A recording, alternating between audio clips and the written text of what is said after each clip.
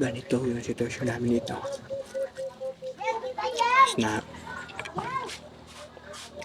meron tayong bigas.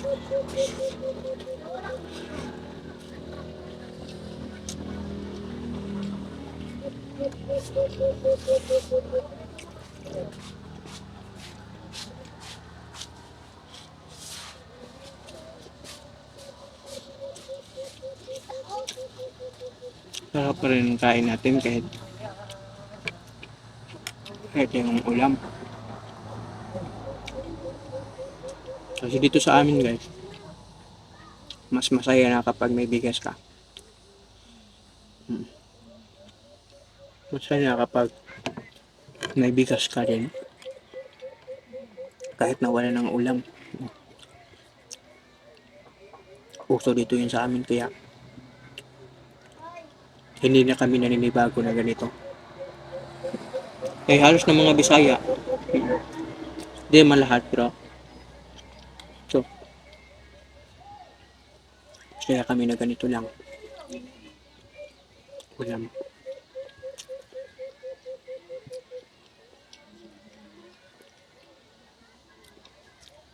Napakainit dito.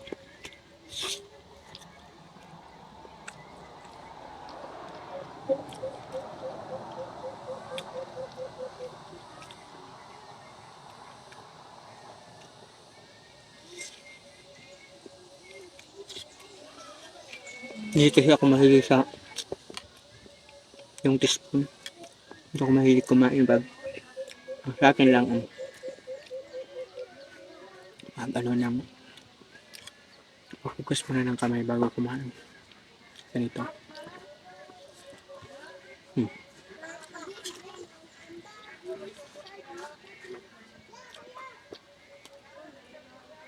Sarap na ng kain namin dito kapag kahit na walang ulam. Sarap na ng kain namin. Masaya naman pag ganito. Masaya naman. Hindi kasi kami hindi maarte yung kasi kami kahit na masaya na kami pag may tinugong man dito yung tawag yung ng kanin ba.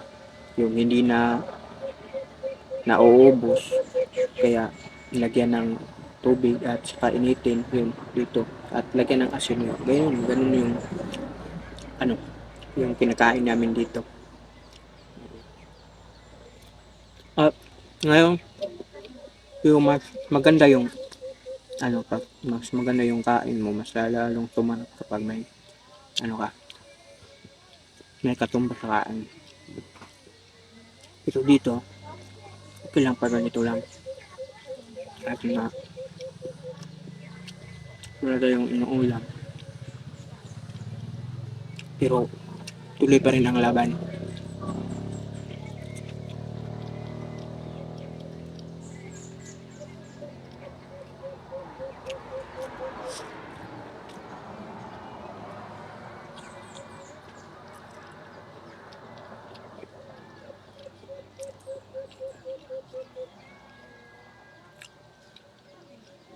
And sa'yo,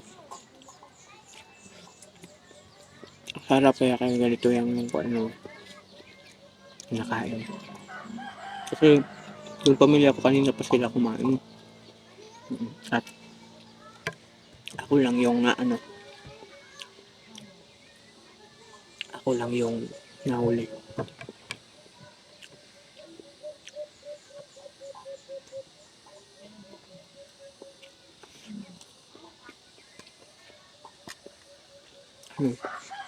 Sa bawat hamon sa aking buhay pero hindi kami sumuko. Hindi tayo nakapag-eskwela sa financial natin sa buhay. Minsan wala tayong panggastos. Kaya sa bahay lang talaga tayo. Pero kapag tapos naman tayo ng high school, ang pinoproblema ko yung kolehiyo. Kaya dito muna, maghintay muna ng mga kung kailan tayo makakapera. Ganun, para may pang project tayo. Kasi nag-school ako guys, sa akin yung sa akin yung pang baon. Mm. Sa akin yung baon at sa pamilya ko lang yung PTA. Gusto talaga yung pinoproblema.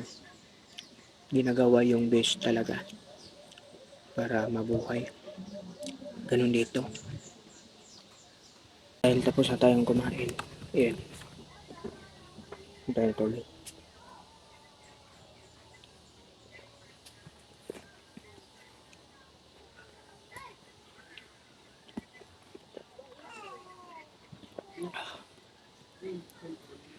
Okay pa rin Okay pa rin. Kahit na wala tayong ulam. Mm. Sarap pa rin kapag ano mo ng tubig. Da, ano